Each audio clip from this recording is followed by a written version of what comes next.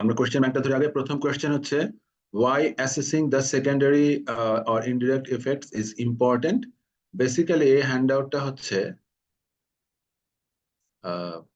একটা বইয়ের কিছু কপি, কিছু পেজের, এবং এর পাশেই কোয়েশ্চেন এর অ্যান্সার গুলো মার্ক করা আছে। প্রথম কোয়েশ্চেনটা হচ্ছে why secondary effects assessing the secondary effects is important. আমরা জুম ইন করি। এখানে আমরা বলেছি যে এর আগের হ্যান্ডআউট আমরা বলে এসেছিলাম যে talking about the impacts of development projects, there are two types of impacts, একটা হলো ডিরেক্ট আর একটা হলো ইনডিরেক্ট। তো ডিরেক্টটাকে আমরা প্রাইমারি বলি এবং ইনডিরেক্টটাকে আমরা সেকেন্ডারি বলি। সো এই জন্য এখানে প্রথমে বলা আছে secondary or indirect impact. So এইখানে এই কারণগুলো এখানে বলা আছে যে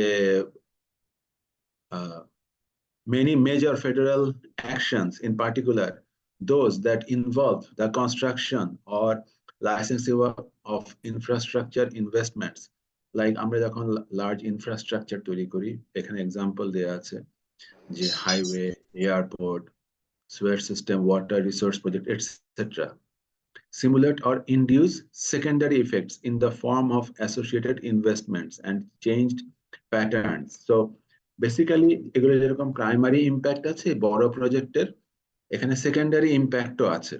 এবং এই সেকেন্ডারি ইম্প্যাক্টটা দুইটা জায়গায় হয়, একটা হলো এনভায়রনমেন্টাল এরিয়াতে হয়, একটা হলো সোশ্যাল এরিয়াতে হয়। সুতরাং আমরা যেহেতু সোশিও ইকোনমিক্স এর কথা এখানে বলছি, এখানে দেখো শুধু সোশ্যাল না, সোশ্যাল অ্যান্ড ইকোনমিক অ্যাক্টিভিটিস এখানে বলছে। such secondary effects may often be even more substantial. Secondary impact কি? যেটা ডিরেক্ট না, সে আমরা ফুড ইন্ডাস্ট্রি থেকে ওয়েস্ট ওয়াটার বডিতে রিলিজ করছি, সে এটা হলো অ্যাকশন, তাহলে water body will be polluted, এটা হলো primary impact. Water body polluted হলে যারা মাছ ধরে জীবিকা নির্বাহ করে সে, তাদের দেখা যাবে যে সেখানে মাছ ধরা পড়ছে না, বা যে মাছ ধরা পড়ছে সেগুলো পলিউটেড। সোসাইটি হয়তো keep themselves away from consuming fish from that polluted water. তার মানে ওয়াটার পলিউশন প্রাইমারি, কিন্তু because of this water pollution it is impacting livelihood of some people, এটা হলো সেকেন্ডারি। ইম্প্যাক্টটা সেকেন্ডারি হতে পারে, ইম্প্যাক্টটা ইনডিরেক্ট হতে পারে, but significance of impact is another thing. এই যে ফিশারম্যান বা জেলেদের জীবিকার সমস্যা হচ্ছে, এটা কিন্তু এন মাস হতে পারে। দেখা যাবে যে নদীর পাড়ে যে কমিউনিটি বসবাস করে তার 80% মানুষই হয়তো এর উপরে জীবিকা নির্বাহ করে। Even though the impact is secondary, the impact is very significant. So the question, why assessing the secondary or indirect effects is important, this is the reason. সেরকম আরো কিছু কথা বলা আছে। এরপরে হলো short note on human environment. এটা এই পেজেরই, এই বইয়ের এই পেজেরই ডান দিকে এর পরের কলামে আছে। হিউম্যান এনভায়রনমেন্ট কি? হিউম্যান এনভায়রনমেন্ট হলো বেসিক্যালি যে নেচার বা যে ফিজিক্যাল এনভায়রনমেন্ট। ফিজিক্যাল এনভায়রনমেন্ট কি? ওয়াটার, সয়েল অ্যান্ড এয়ার, এটা হলো এনভায়রনমেন্টের বেসিক তিনটা কম্পোনেন্ট। কিন্তু হিউম্যান এনভায়রনমেন্ট বলতে শুধুমাত্র এই ফিজিক্যাল এনভায়রনমেন্ট না, মানুষ একটা সোসাইটিতে থাকে এবং সেই সোসাইটির উপরে যদি ইম্প্যাক্ট হয় সেটাও মানুষের উপরে ইম্প্যাক্ট ফেলে। So we have to move a bit from our conventional idea of environment, which is human environment. So আমরা যখন আগে EIA, environmental impact assessment, এই সাবজেক্টটা ফর ইঞ্জিনিয়ারিং স্টুডেন্টস পড়াতাম, তখন আমরা এই এনভায়রনমেন্ট বলতে সেই সাবজেক্টে এয়ার, ওয়াটার এবং সয়েলের যে চেঞ্জ বা যে ইম্প্যাক্ট সেগুলো দেখতাম। বাট ট্রুলি একটা ডেভেলপমেন্ট প্রজেক্টের ফলে শুধু এয়ার ওয়াটার আর সয়েলের ইম্প্যাক্টই মানুষকে ইম্প্যাক্টেড করে না। যদি সোসাইটির উপরে ইম্প্যাক্ট ফেলে, মানুষের জব চলে যায়, মানুষের পিস নষ্ট হয়, মানুষের স্টেবিলিটি নষ্ট হয়, prices of goods, daily commodities বেড়ে যায়, সে পড়াশোনার ফ্যাসিলিটি বা হেলথ ফ্যাসিলিটি ইম্প্যাক্টেড হয়, তাহলে সবই মানুষের লাইফে ইম্প্যাক্ট ফেলে। এই জন্য এখানে বলা আছে যে human environment is made of this two.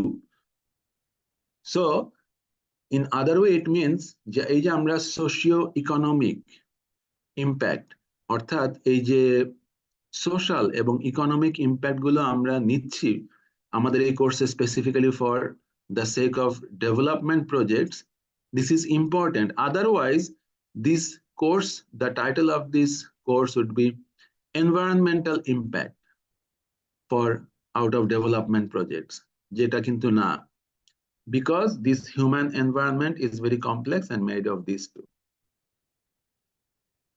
এর পরের question, factors and potential changes resulting from project implementation, অর্থাৎ এই যে আমরা ডেভেলপমেন্ট প্রজেক্টের কথা বলছি, এরকম ডেভেলপমেন্ট প্রজেক্ট যখন আমরা ইমপ্লিমেন্টেশন করি, আমরা স্টেজগুলো এর আগের হ্যান্ডআউট 2 তে আমরা দেখে এসেছি what are the stages of project, এবং সেই সাইকেলে আমরা দেখেছি যে ইমপ্লিমেন্টেশন একটা স্টেজ।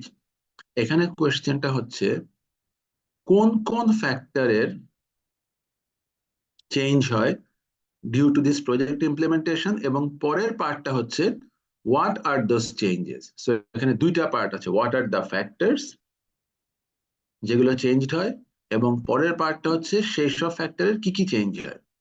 এখানে দেখো, এখানে হ্যান্ডআউটে আছে, আমি আচ্ছা হ্যান্ডআউটেই দেখাই তোমাদেরকে।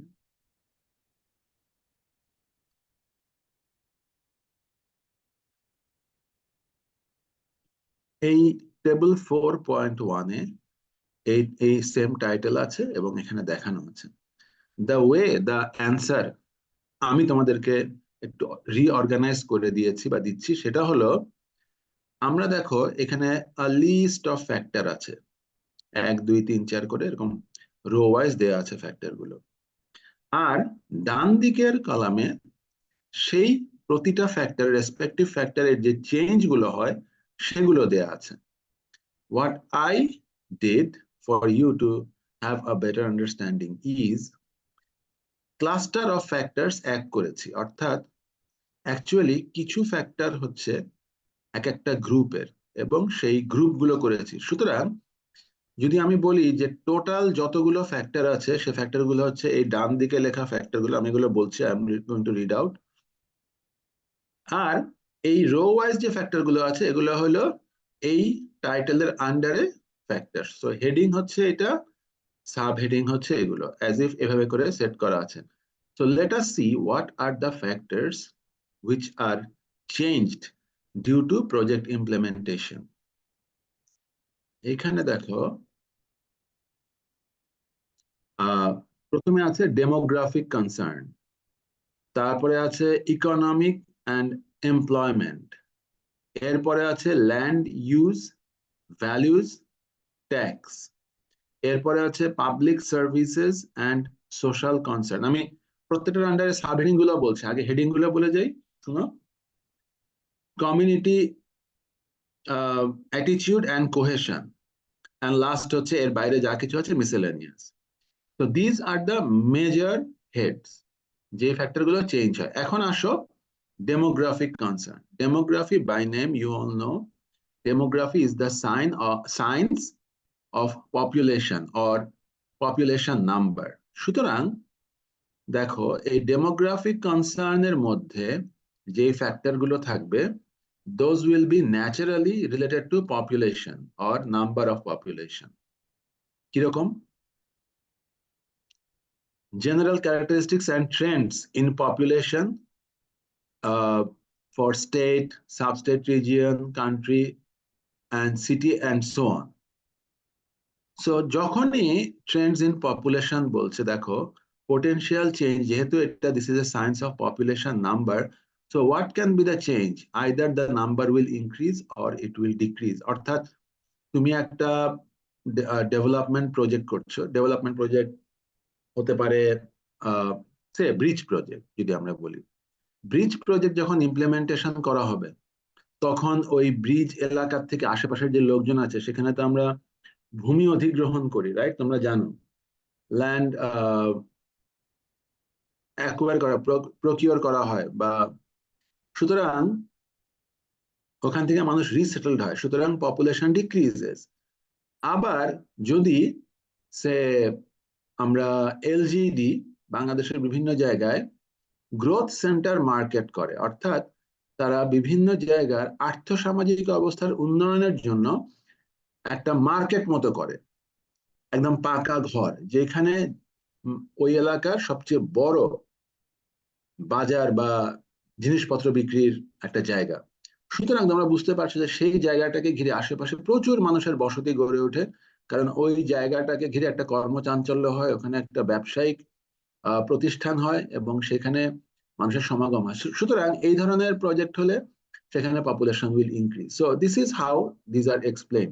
So even though the table looks very big and complex, আসলে জিনিসটা খুবই সহজ, এবং সেই জন্য আমি তোমাদেরকে স্ট্রাকচার্ড ওয়েতে বোঝানোর চেষ্টা করছি। এরপরে দেখো migrational trend. Migration, migration either inward হবে আর আউটওয়ার্ড হবে।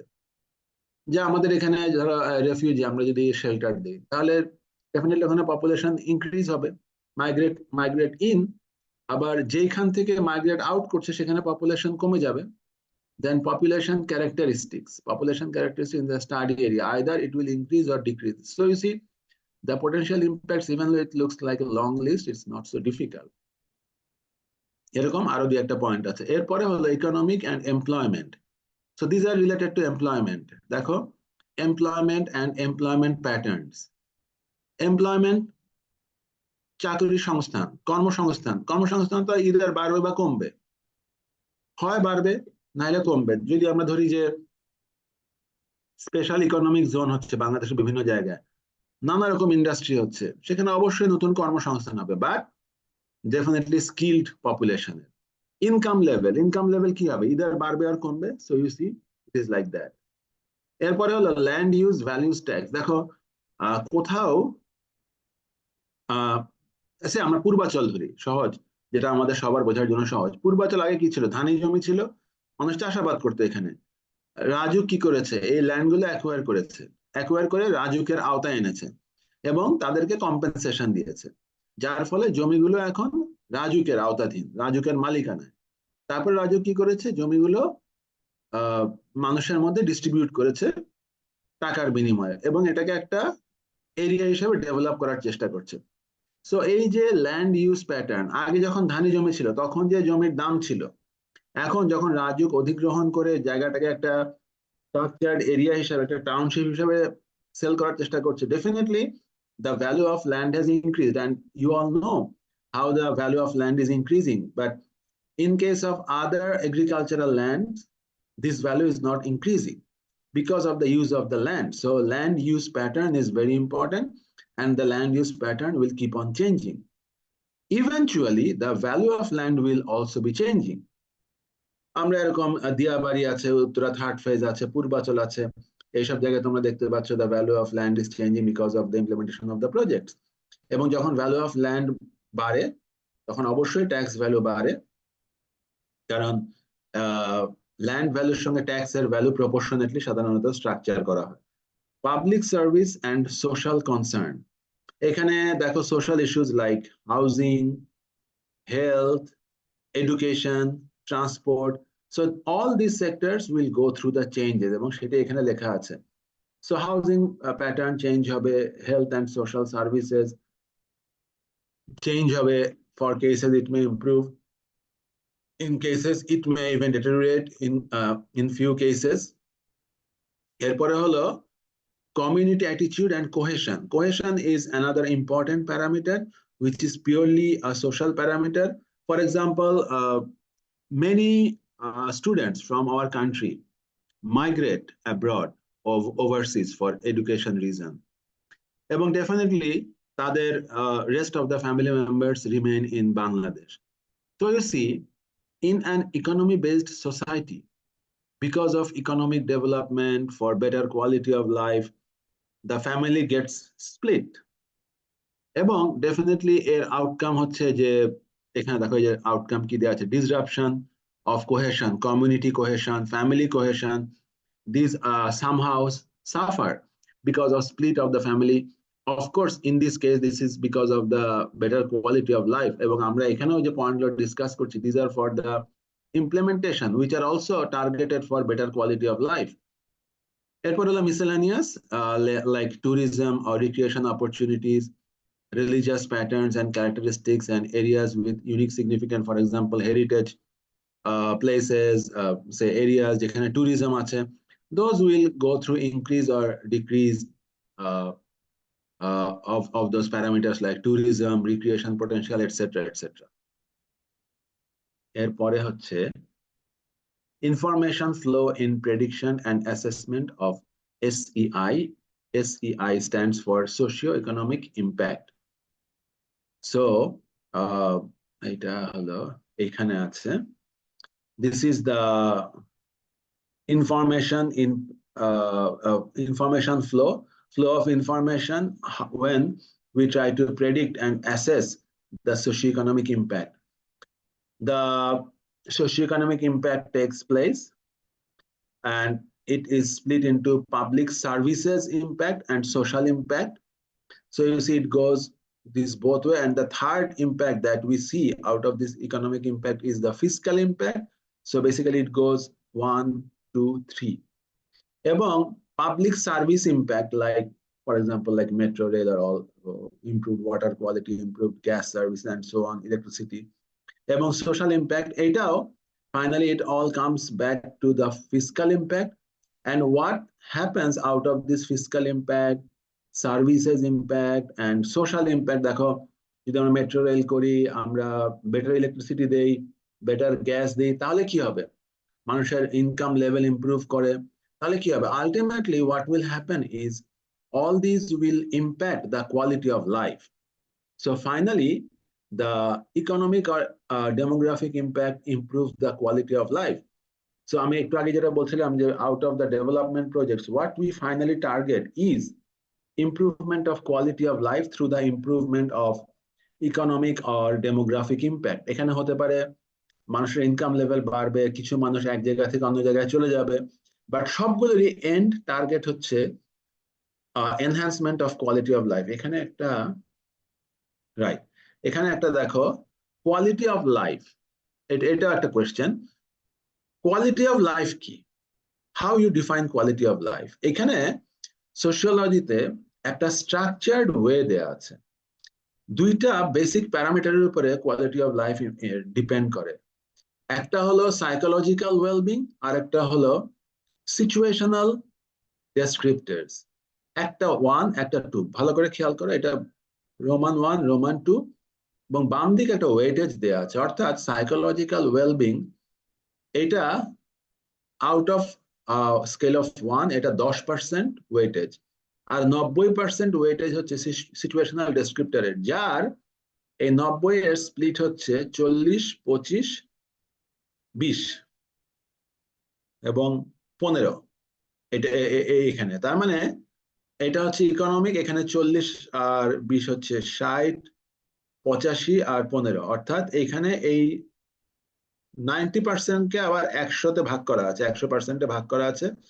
অর্থাৎ ইকোনমিক ডেভেলপমেন্টের ইম্প্যাক্ট হচ্ছে 40%, এইটাকে 100 ধরে।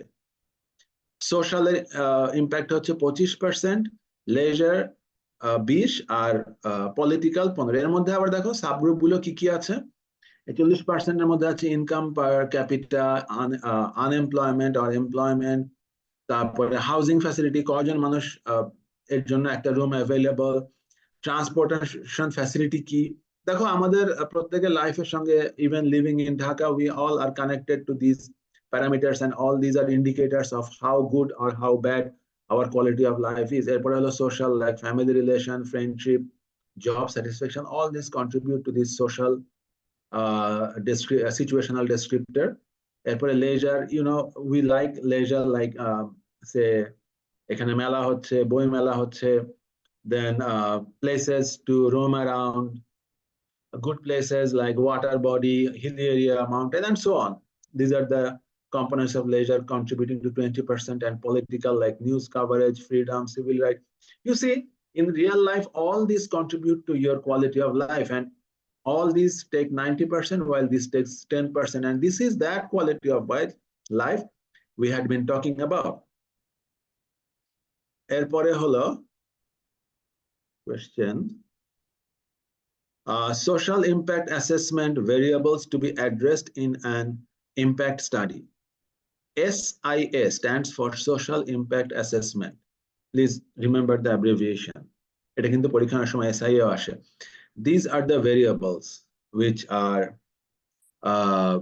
listed. এখানে দেখো, এখানে কিছু মেজর হেডিং আছে like population impact, community institutional arrangement, conflict between local residents and newcomers, individuals and family level impacts, community infrastructure needs. এখানে দেখো population impact like population change, influx, outflux, অনেকটা আমরা যেটা আগেই বলেছি।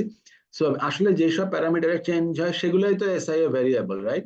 সেগুলোই তো আমরা এখানে দেখতে চাই সোশ্যাল ইম্প্যাক্ট অ্যাসেসমেন্টে। এই যে এর আগের পেজে আমরা যে প্যারামিটার গুলো দেখেছি, বেসিক্যালি দেখো ওইটার সঙ্গে এটার মিল আছে।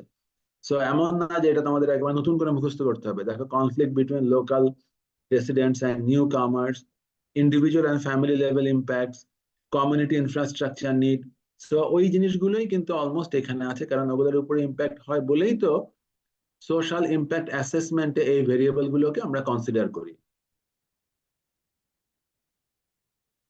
এরপরে হলো advantages and features of SIA process.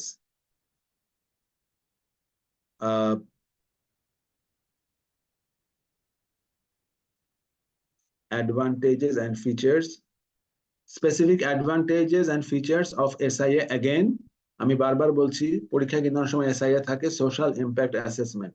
So social impact assessment আমরা কেন করি, তার অ্যাডভান্টেজ কি এবং মেইন ফিচার গুলো কি কি, অর্থাৎ এর কি ইস্যুস গুলো কি কি। প্রথম, এটা হলো, জুম ইন করি। This is a systematic effort to identify, analyze and evaluate. দেখো, প্রথমত এটা একটা সিস্টেমেটিক এফর্ট, কারণ এটা একটা science. Any branch of science systematic effort. Identify, analyse and evaluate what social impact, অর্থাৎ যখন কোনো ডেভেলপমেন্ট হবে বা ডেভেলপমেন্ট প্রজেক্ট হবে, তখন অনেকগুলো সোশ্যাল ইম্প্যাক্ট হবে। সেগুলোকে প্রথমত আইডেন্টিফাই করতে হবে যে কোন কোন প্যারামিটারের উপরে ইম্প্যাক্ট হবে। আমরা অনেকগুলো প্যারামিটার অলরেডি দেখেছি সোশ্যাল ইম্প্যাক্টের খাতায়, সেগুলোকে আইডেন্টিফাই করতে হবে। আমরা আইডেন্টিফাই করলাম 1 2 3 4 এই প্যারামিটার গুলো ইম্প্যাক্টেড হবে। এরপরে কাজ হচ্ছে প্রতিটা প্যারামিটারকে অ্যানালাইজ করা, যে এটা সেই ইম্প্যাক্টটা কিভাবে হবে। তোমরা রিসার্চ অ্যানালাইসিস করো, ঠিক এরকম এটা এখন অ্যানালাইসিস করা। অ্যানালাইসিস করার ফলে আমরা যে হেডগুলো আইডেন্টিফাই করেছি সেগুলোকে অ্যানালাইসিস করার ফলে আমরা নাম্বার পাবো। অ্যাজ ইফ, যেহেতু আমরা engineer, let us think of it from engineering view point, আমরা নাম্বার পাবো, তার মানে আমরা ভ্যালু পাবো। তার মানে আমি এভালুয়েট করলাম সেই ইম্প্যাক্ট গুলো কি হবে, কতটুকুন হবে একটা স্কেলে। So this is meant by identify, analyze and evaluate the social impacts of a project, proposed project. ঠিক আছে? 2, SIA is a means for developing alternatives to the proposed course of action.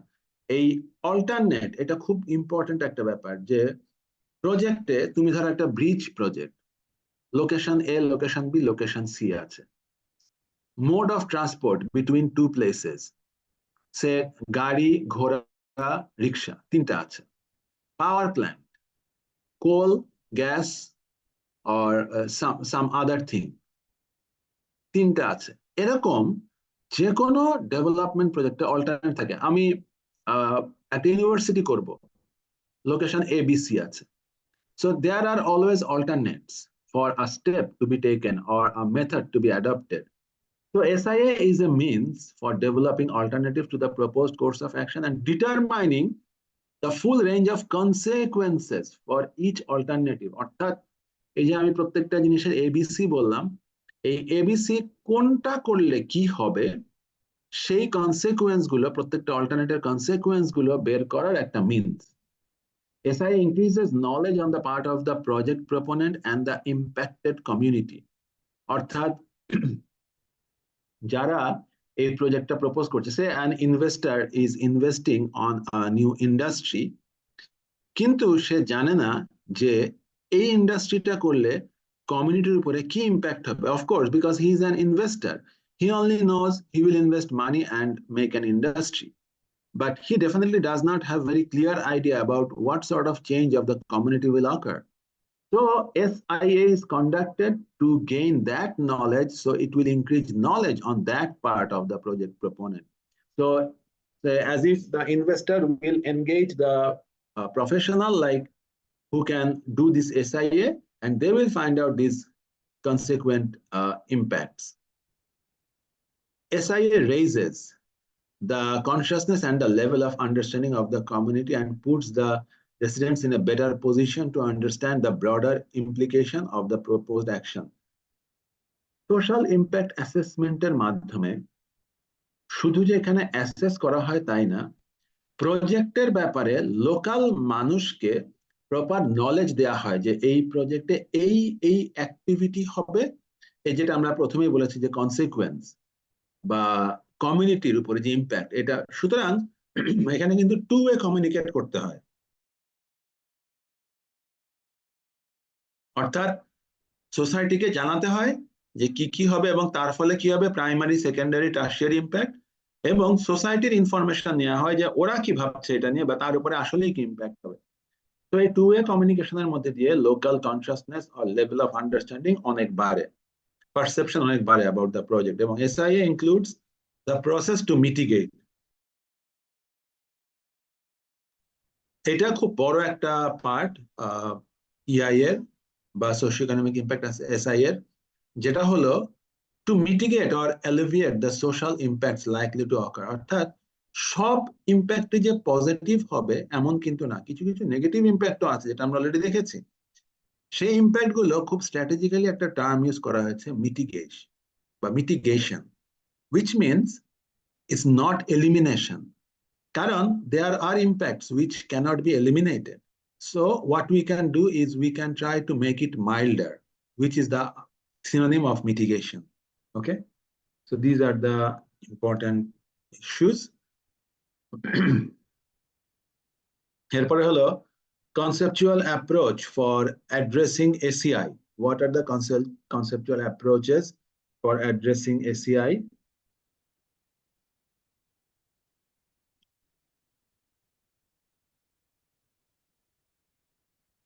এখানে একটা টেবিল দেয়া আছে, টেবিলের description নিচে টেক্সটে দেয়া আছে। দেখো এখানে conceptual framework for prediction and assessment of socio economic impact, একটু আগে আমরা SIA বলেছি, সেটা কিভাবে করা হয়। So basically we go through a number of steps. The steps are written on your left and the description of the step is written on your right, and the downward arrow shows we go from this, which is step 1, down to step this, which is step 2 and 3, 4 and 5. So this is very simple: identification of the impact, description of the existing, এখনকার এটাকে বলা হয় baseline condition, এটা সম্বন্ধে information নেওয়া হয়, এবং relevant standard criteria বা গাইডলাইন, অর্থাৎ বাংলাদেশে কি কি স্ট্যান্ডার্ড গাইডলাইন এবং ক্রাইটেরিয়া আছে যেটা বাংলাদেশে ডিপার্টমেন্ট অফ এনভায়রনমেন্ট রিলিজ করে। তোমরা সবাই জানো এনভায়রনমেন্টাল কনজারভেশন রেগুলেশন আছে, if you talk about environmental guideline or regulation, এরকম সোশ্যাল গাইডলাইন আছে। এবং এরপরে আমরা ইম্প্যাক্টটাকে প্রেডিক্ট করি। এই ইম্প্যাক্টটাকে আমরা প্রেডিক্ট করার জন্য আমরা দুইটা সিনারিও কনসিডার করি, একটা হলো উইথ দ্য প্রজেক্ট আর একটা হলো without the project. So with and without এর যে difference, I mean with the project and without the প্রজেক্টের যে difference in the timeline in the future, সেটাই হচ্ছে ইম্প্যাক্ট। সুতরাং এই দুটো সিনারিও বের করার পরে আমরা সেই ডিফারেন্স থেকে সোশিও ইকোনমিক ইম্প্যাক্টটাকে বের করি, অফকোর্স যেগুলো সিগনিফিক্যান্ট সেগুলো, এবং যেগুলো নেগেটিভ ইম্প্যাক্ট মিটিগেট করা যাবে সেগুলোকে আমরা মিটিগেট করার চেষ্টা করি। This is all we do and this is all the answer is about. এরপরে হচ্ছে project categories for SIA processes for projects in developing countries. SIA procedure follow করার জন্য প্রজেক্ট ক্যাটাগরি আছে। দেখো SIA হচ্ছে সোশ্যাল ইম্প্যাক্ট অ্যাসেসমেন্ট, আর আমরা যে ক্যাটাগরির কথাগুলো বলছি এই ক্যাটাগরি হচ্ছে প্রজেক্টের ক্যাটাগরি। তার মানে বেসিক্যালি যেটা এই কোশ্চেনের যে মিনিং, যে যখন কোনো প্রজেক্ট হয় তখন সেই প্রজেক্টগুলোকে কতগুলো ক্যাটাগরিতে ভাগ করা হয়, আমরা একটু পরেই দেখব। এবং এসআইএ যখন করা হয় সেই ডেভেলপমেন্ট প্রজেক্টের, this SIA is to a great extent related to this categories.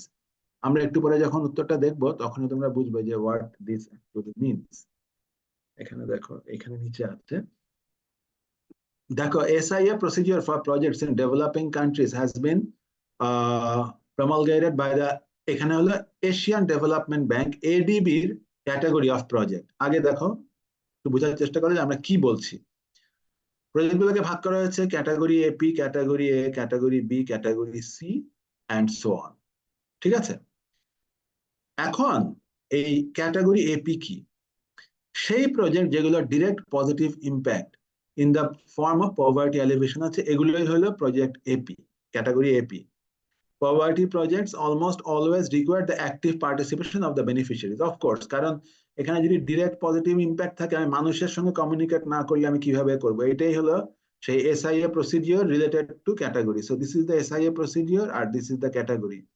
ঠিক একইভাবে ক্যাটাগরি এ যেগুলো ডিরেক্ট পজিটিভ সোশ্যাল ইম্প্যাক্ট আছে এবং requires the active participation of the intended beneficiaries. ঠিক আছে, this category includes most projects in the agriculture and social infrastructure sector. So এখানে পরিষ্কার বলা আছে।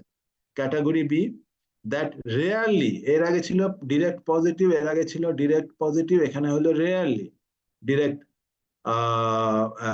immediate, direct, rarely have an immediate and direct positive or negative impact, এবং can be executed and sustained without beneficiary participation. So আমি sure তোমরা বুঝতে পারছো যে আমরা কি অ্যাকচুয়ালি ডিল করতে যাচ্ছি। So this is what actually is done by the development partners like the ADB, World Bank and all. They categorize the projects in different groups. এখানে আমরা যদি ADB-র এক্সাম্পল দিয়েছি, but this is meant that this is how the development partners categorize the projects, and each category includes two things. একটা হলো সেই ক্যাটাগরির মধ্যে কি টাইপের প্রজেক্ট করবে এবং তার SIA করার জন্য কি প্রসেস ফলো করতে হবে।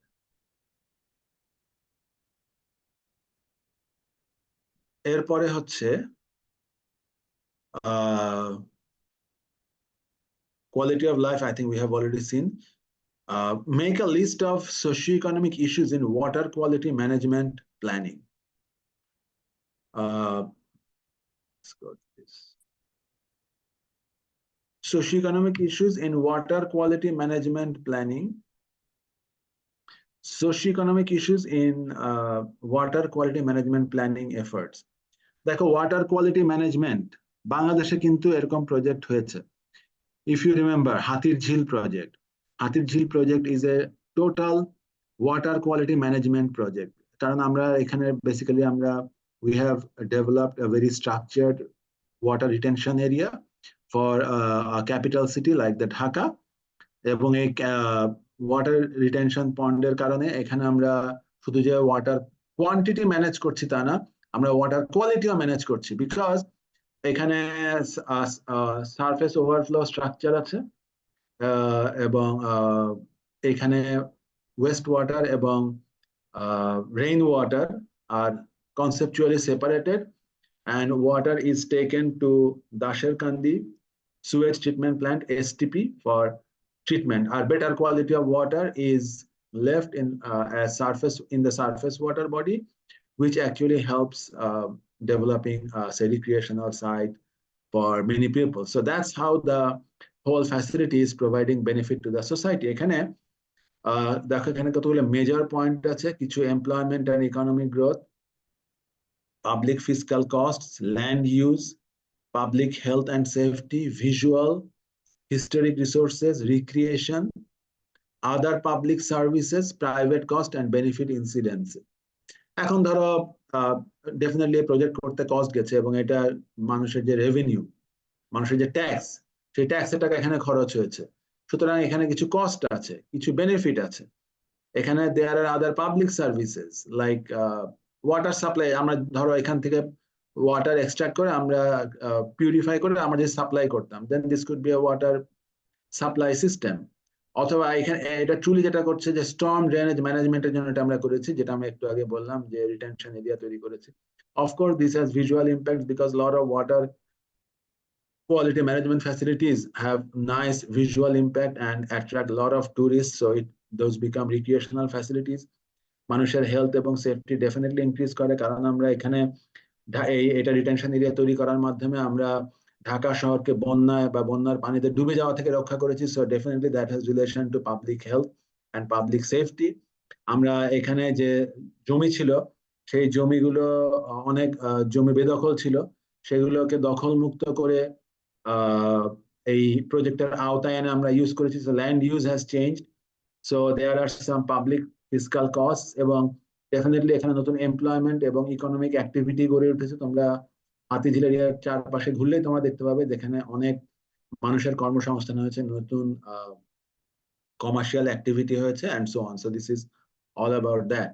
The last question of this handout is direct and indirect socioeconomic impacts associated with wastewater treatment plant.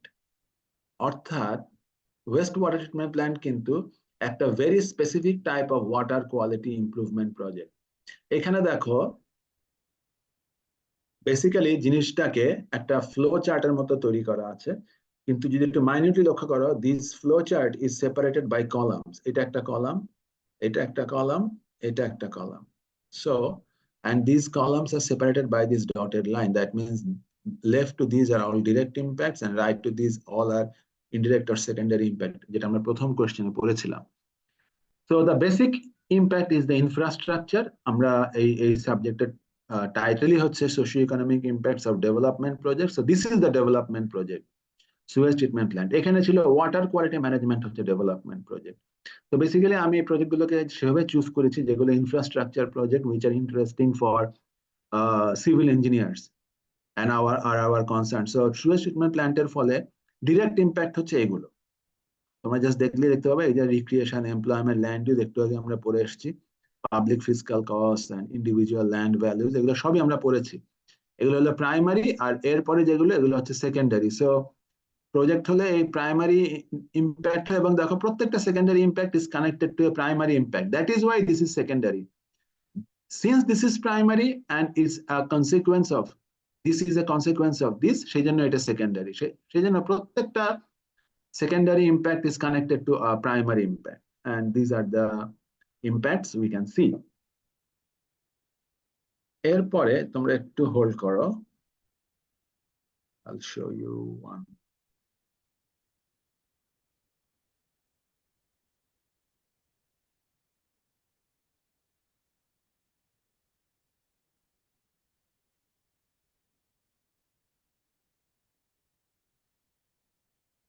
তোমরা কি নতুন হ্যান্ডআউটটা দেখতে পাচ্ছ? নতুন হ্যান্ডআউট এটা দেখতে পাচ্ছ তোমরা? এটা হলো ফিফথ হ্যান্ডআউট।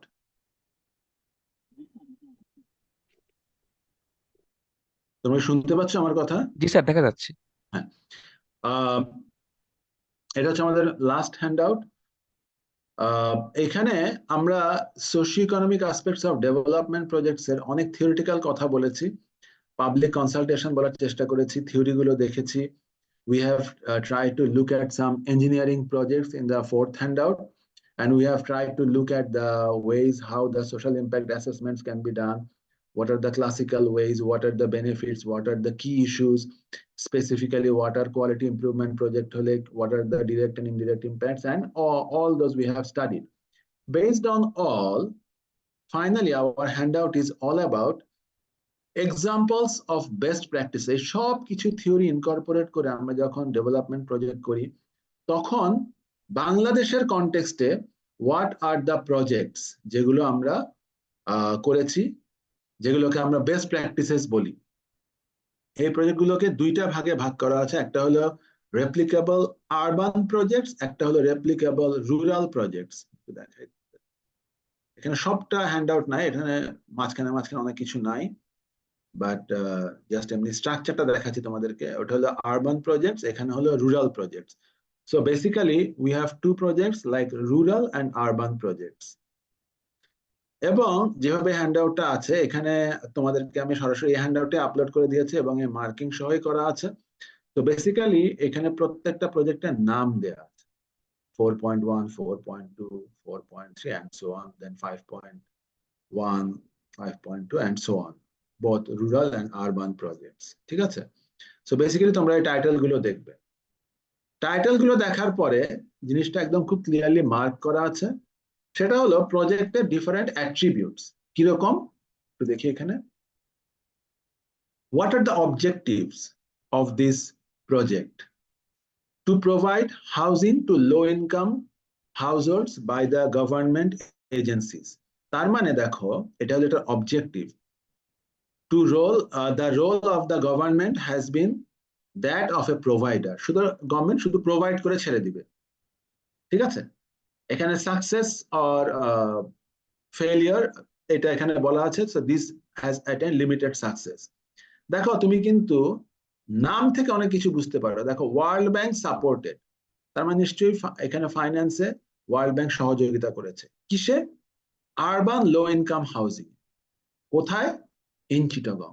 তার মানে চিটাগং এর মধ্যে একটা আরবান এরিয়াতে লো ইনকাম হাউজিং ডেভেলপ করেছে with the help of World Bank fund. So basically you have a basic idea of this project. The Urban Development Directorate prepared a low-income housing project in Metro Chittagong. এখানে দেখো বলা আছে implementing authority কে, এখানে urban development directorate, হ্যাঁ? এবং donor কে, এখানে donor হলো IDA, ঠিক আছে? লোন এবং টেকনিক্যাল অ্যাসিস্ট্যান্স অফ ইউএনডিপি, এরা হলো ডোনার। টার্গেট গ্রুপ কারা? টার্গেট গ্রুপ হচ্ছে পুয়ার কমিউনিটি, যাদের household income, monthly household income ranges from 1400 to 5000 taka, equivalent dollar সেই সময় ভাগ করা, এখনকার ডলার হিসাব মিলবে না, পার মান্থ। এবং এটা হলো টার্গেট গ্রুপ। প্রাইম কনসিডারেশন কি? Affordability of the target group was given the prime consideration.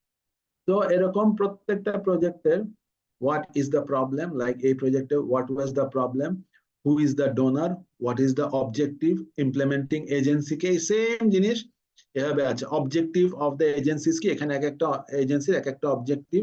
এটাও বেসিক্যালি একটা আরবান ইনফ্রাস্ট্রাকচার ডেভেলপমেন্ট প্রজেক্ট। এখানেও যেহেতু একটা হাউজিং প্রজেক্ট বা ডেভেলপমেন্ট প্রজেক্ট, এখানে বিভিন্ন সংস্থা লাগে, যেমন ধরো সিটি কর্পোরেশন লাগে, ওয়াসা লাগে, হাউজিং ডিরেক্টরেট লাগে, HSD, then department of environment লাগে। এরপরে প্রত্যেকটা এজেন্সি কি কি কাজ করেছে।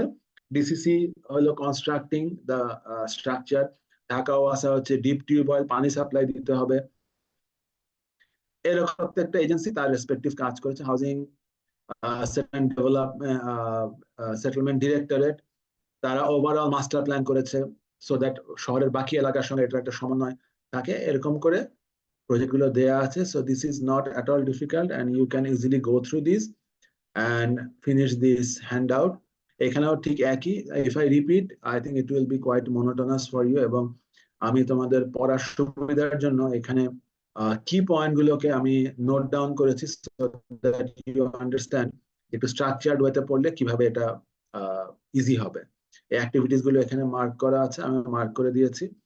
এবং এখানে বেসিক্যালি একটা স্লাম এভিকশন, অর্থাৎ বেসিক্যালি স্লাম এরিয়ার মানুষকে সরিয়ে বেটার কোয়ালিটি অফ লাইফ দেওয়ার জন্য সো কিভাবে সেই স্লাম এরিয়া গুলোকে এভিকশন করেছে, এখানে সেই কথাগুলো বলা আছে।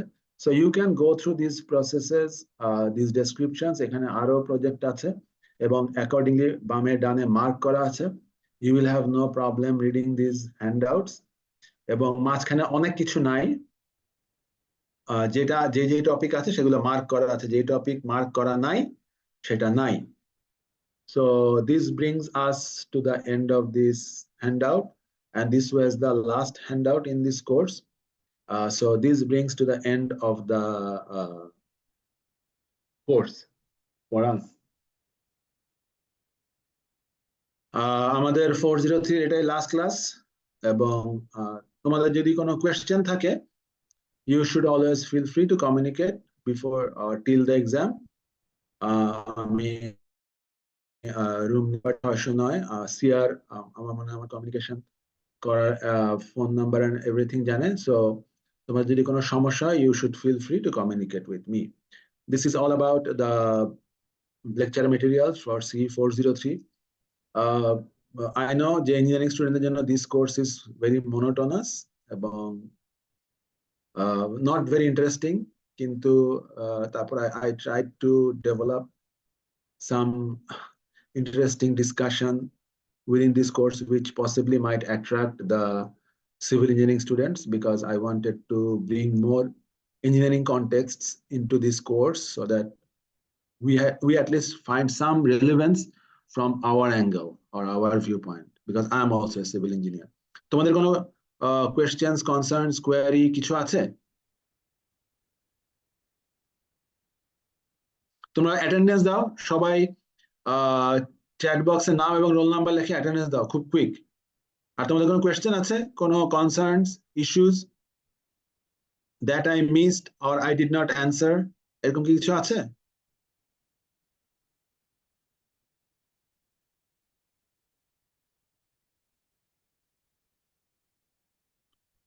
ঠিক আছে, যদি না থাকে তাহলে আমি ক্লাসটা শেষ করছি। ওকে, আসসালামু আলাইকুম স্যার। ওয়ালাইকুম আসসালাম, বলো। স্যার আমাদের স্যার এক্সাম নিয়ে স্যার একটু গাইডলাইন দিচ্ছে। এক্সামের গাইডলাইন হচ্ছে basically you should follow the questions in the previous years, so there will be no major shift in the question pattern, I believe. আমার পক্ষ থেকে তো এটাই গাইডলাইন। মানে তুমি কি আর কিছু জানতে চাচ্ছিলা? There will be no new surprise for this year as of now. Okay sir, thank you. হ্যাঁ, থ্যাংক ইউ। তো তোমাদের জন্য সামান্য একটু কথা বলার আছে, সেটা হলো যে this is perhaps the last class for এবং you are in 4-2, তাই না? After this term you will be graduating, so এই আমার ভিউ পয়েন্ট থেকে তোমরা এতদিন একটা ফানেলের ওই টিউবের মধ্যে ছিলে, এখন তোমরা ফানেলের যেদিক থেকে যেদিকে ফ্লো যায় তোমরা উল্টো দিকে যাবে, সেই সরু টিউব থেকে বের হয় you will be entering the huge world of real life, you will be entering the your professional domain. এবং এতদিন তোমরা 180 জন 200 জন একসঙ্গে একই ক্লাস করেছো, একই লেকচার শুনে একই পরীক্ষা দিয়ে একই হ্যান্ড আউট ইউজ করেছো, but suddenly you will feel that course of life will be changed এবং each of you will be doing so different things, and that is the reality.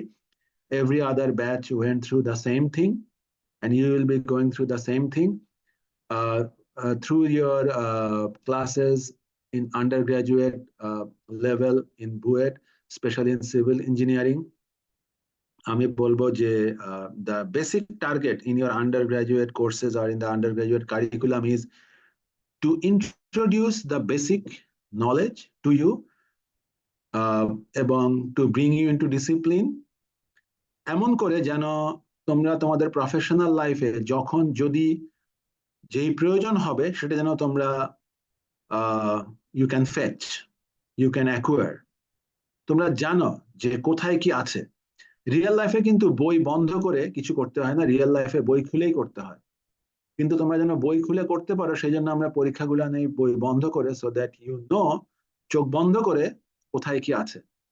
And যেহেতু আমি বললাম যে রিয়েল লাইফে বই খুলে কাজ করা যায়, কাজ করা হয়, লাইব্রেরি আছে,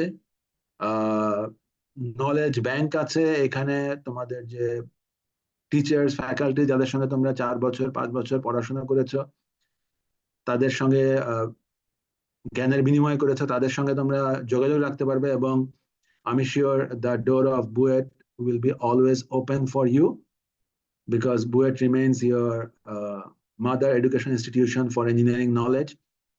তোমরা এরপরে প্রফেশনাল ডোমেইনে অনেক সাকসেসফুল হবে, অনেক দূর যাবে, আমি সেটাই বিশ্বাস করি, আশা রাখি। So please believe in yourself and believe in your undergraduate studies. BUET, I believe, even though not so high in the rank, but আমার মনে হয় বুয়েটের যে training, that training is very good. when I compare it with any undergraduate school overall, I think you are quite well trained, you are quite resiliently built, and you will be very strong professional in the real world. So তোমরা মনে রাখবে যে বুয়েটের দরজা তোমাদের জন্য খোলা আছে, এবং BUET remains as your hub and route for any sort of engineering communication, but not only limited to Buet. You go far and you contribute significantly to this real world, and I really wish you all the success. I hope we will be in touch in your real professional life. So আমার পক্ষ থেকে তোমাদের জন্য অনেক অনেক শুভকামনা। তোমরা ভালো থাকো, সুস্থ থাকো, এটাই কামনা করি। ধন্যবাদ।